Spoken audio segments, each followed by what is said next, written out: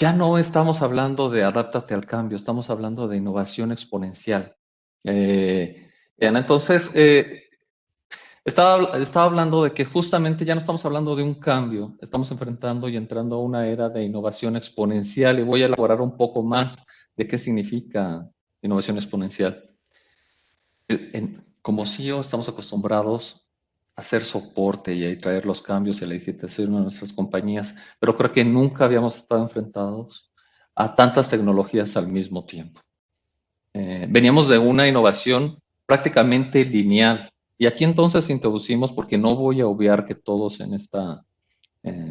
todos nuestros invitados entienden el tema de Industria 4.0, entonces principalmente la Industria 1 empieza con la máquina de vapor o la mecanización, la 2 con la electrificación, la 3 con la automatización, y esta Industria 4.0 integra muchos elementos que incluyen la digitalización y la integración de sistemas ciberfísicos con las aplicaciones. Y aquí es donde entonces se dispara esta innovación exponencial. Nunca antes habíamos enfrentado tantas tecnologías al mismo tiempo, ¿no? Y en este círculo solo quise mostrar algunas como blockchain en Internet de las Cosas, materiales avanzados, impresión de 3D, nanotecnología, eh, vehículos autónomos. Nunca antes hemos estado expuesto a tantas tecnologías al mismo tiempo.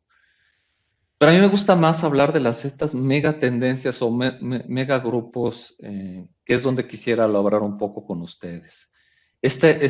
Todas estas tecnologías las podríamos englobar principalmente en tres grupos. El mundo del mundo virtual, en donde tenemos principalmente la creación de los gemelos digitales y estos gemelos digitales que nos permiten esta innovación rápida, porque en el mundo virtual, casi como jugando al videojuego, tenemos la capacidad de crear productos, no solamente diseñarlos, no vamos a más allá del CAD, a la ingeniería, al performance, es decir, a realmente correr estos ciclos de prueba y de error en un mundo virtual sin ni siquiera tener físicamente el producto. Y después vamos más allá al performance de los materiales, a la interconectividad de la electrónica y la electricidad y la automatización y la programación, un mundo apasionante que está acelerando la creación de nuevos productos porque ahora se hacen desde el escritorio y después se va a lo físico. Y entonces este segundo mundo físico de la digitalización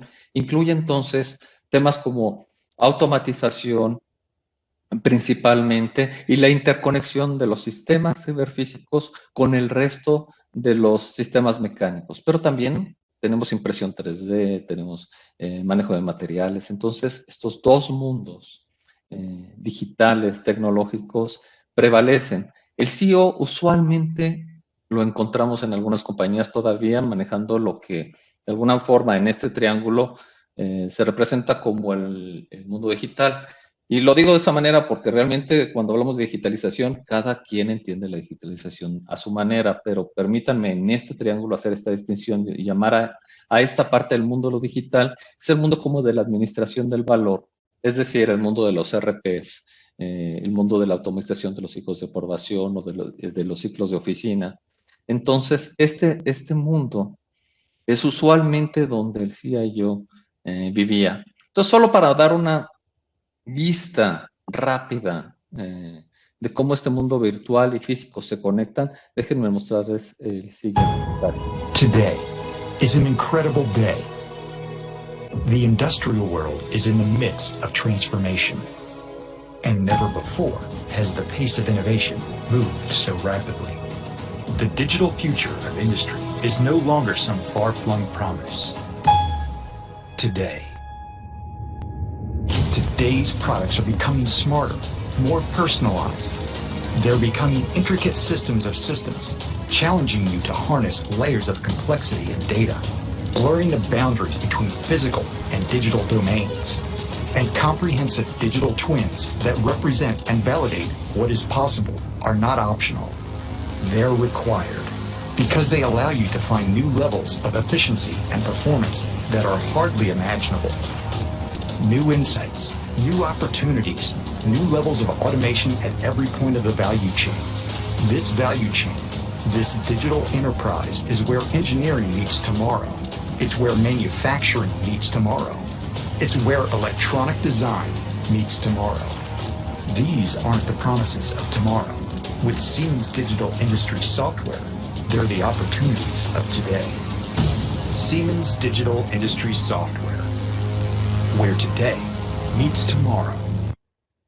Entonces, esta integración de los sistemas de ingeniería con los sistemas de manufactura, con los RPs, es una colisión de temas que no pueden esperar. Este mundo de la información technology, donde el CEO reinaba, se junta con el mundo de la automatización industrial, donde no necesariamente todos los CIOs viven.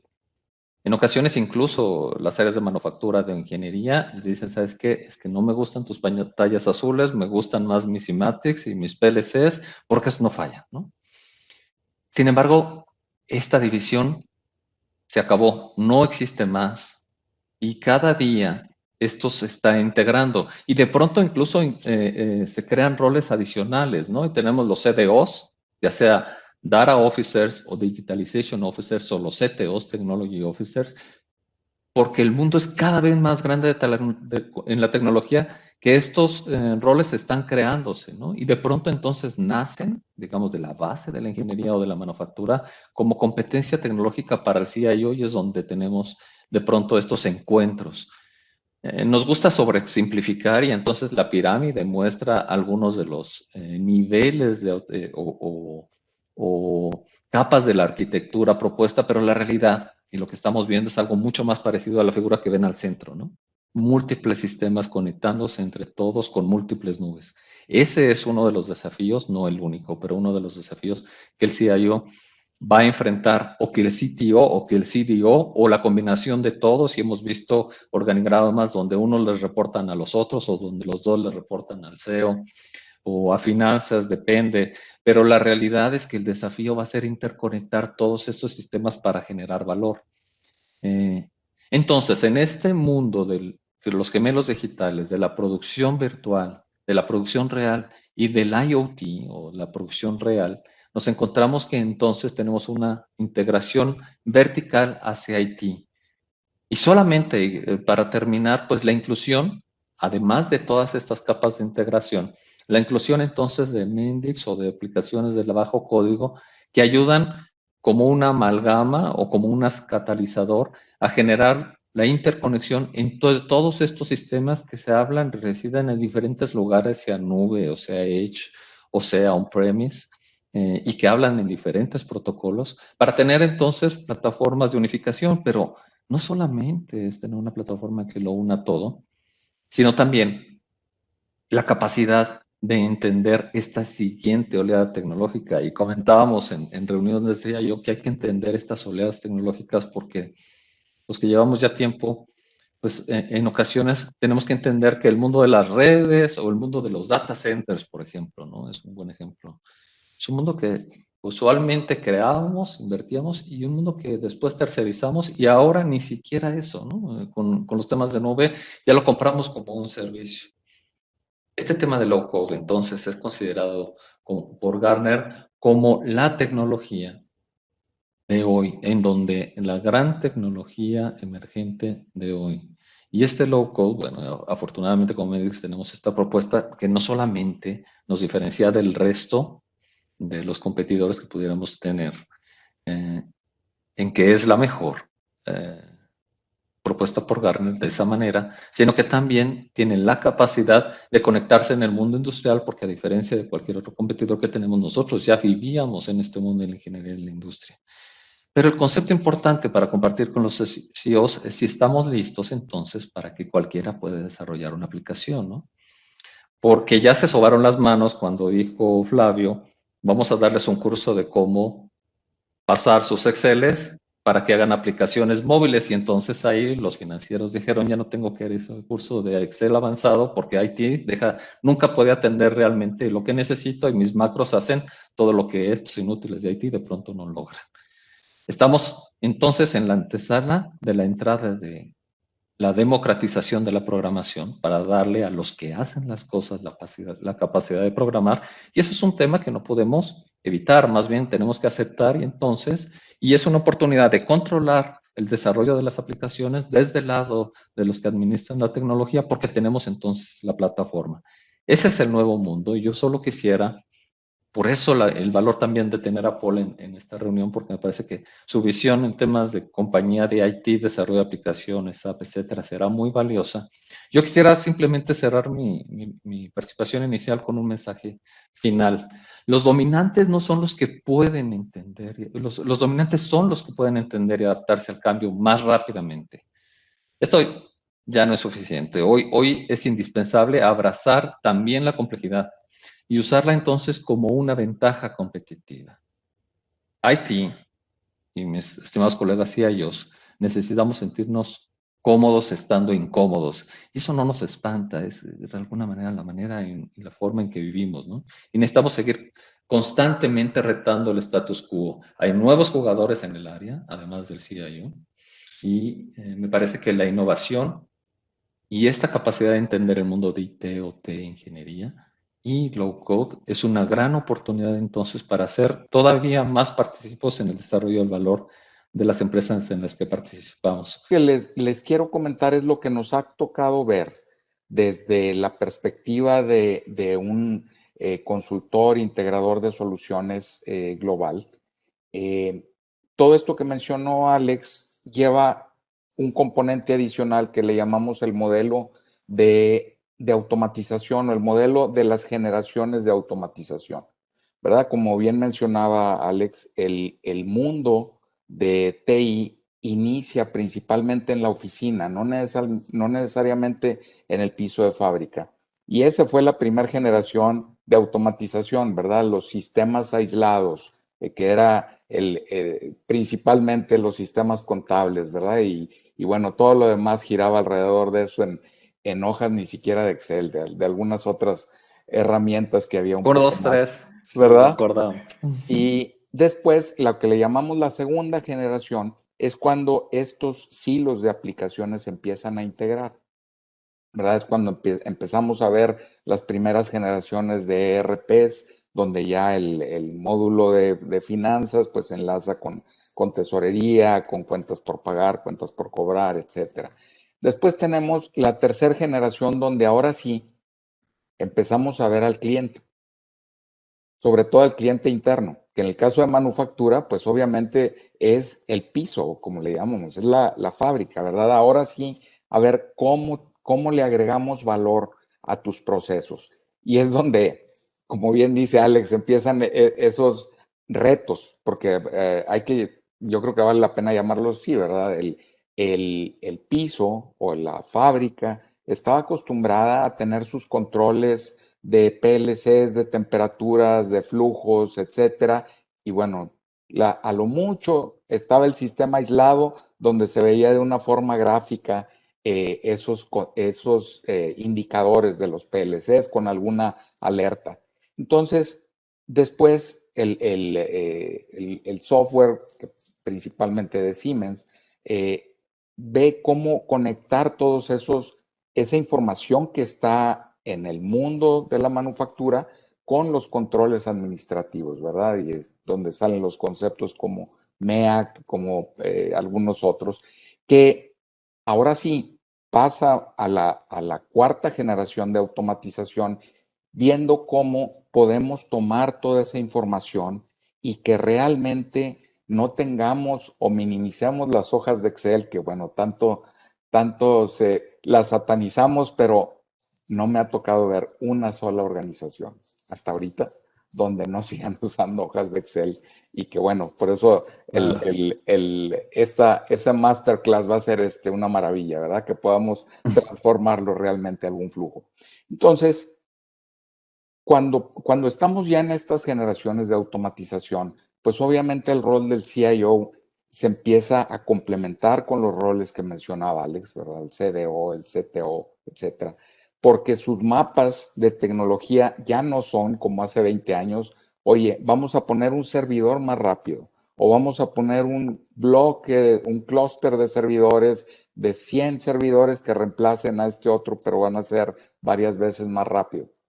Y la pregunta siempre era, bueno, ¿y qué me vas a agilizar? Ah, bueno, que tu Claro, contabilidad ahora el cierre ya no se lleve 2 o 3 días, se lleve 2 o 3 horas. Al día de hoy, el mundo contable, como dicen, puedes tener un cierre todos los días. O sea, ya ese reto ya está solventado. Entonces, ahorita prácticamente todos los CIOs en su mapa de evolución, pues lo que tienen es migrar a la nube toda esa infraestructura. Es decir, ya eso ya no debe de ser un consumidor de tiempo.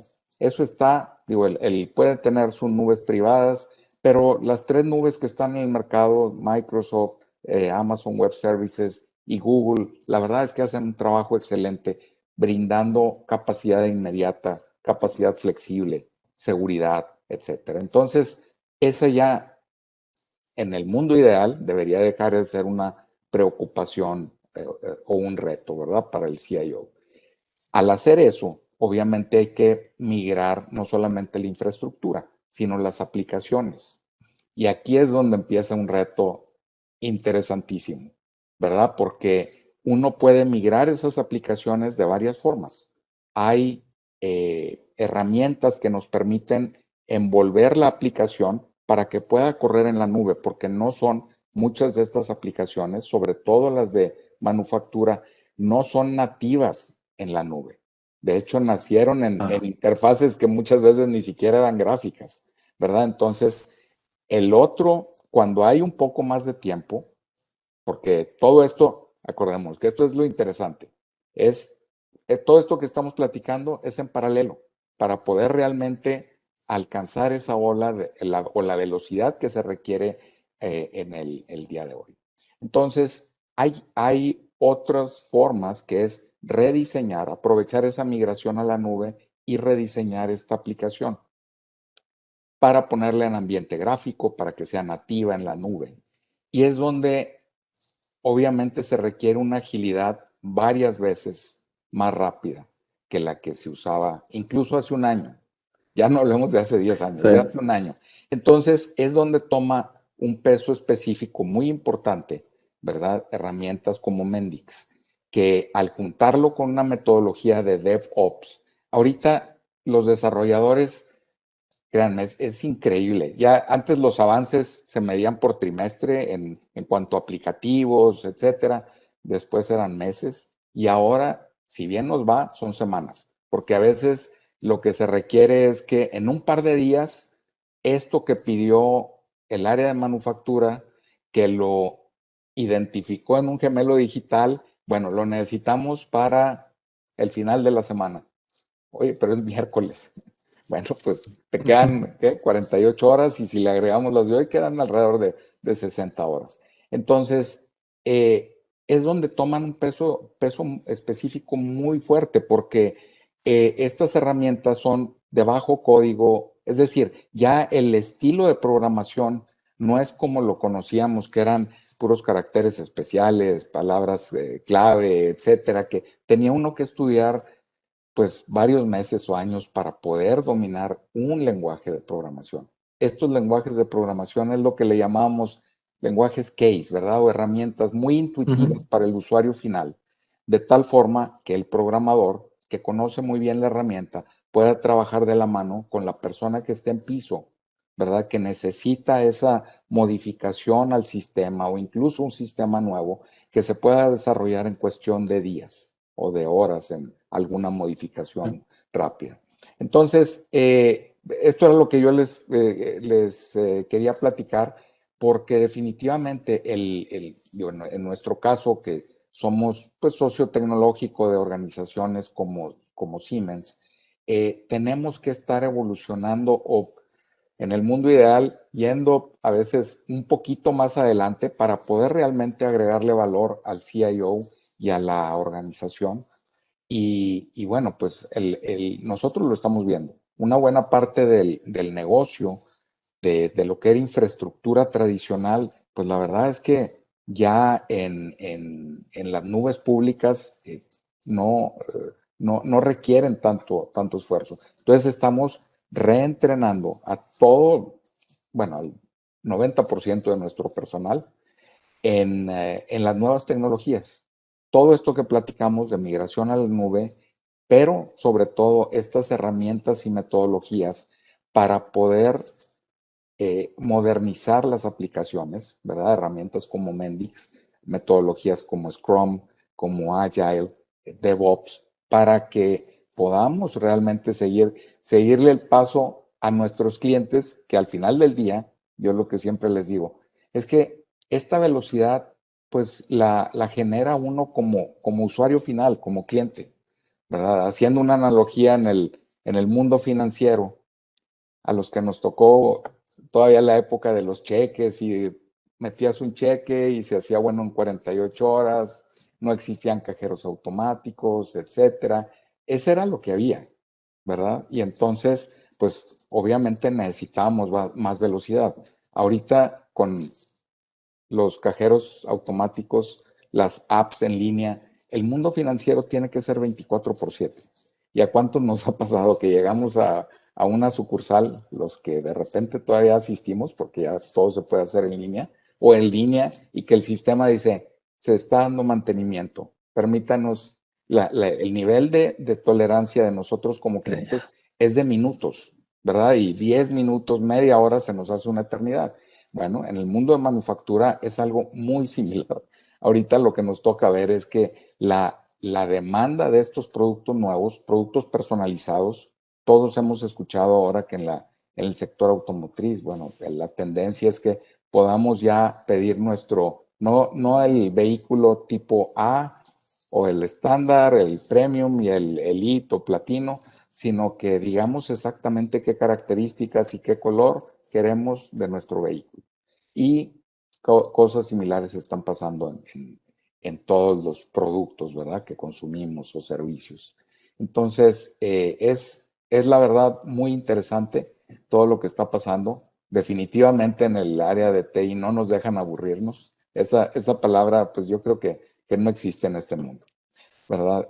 Y ahorita se ha exportado al resto de las verticales de negocio porque, como bien decía Alex, cualquier negocio de la vertical que sea tiene que estarse reinventando y agilizando, ¿verdad? Para las demandas de los nuevos consumidores.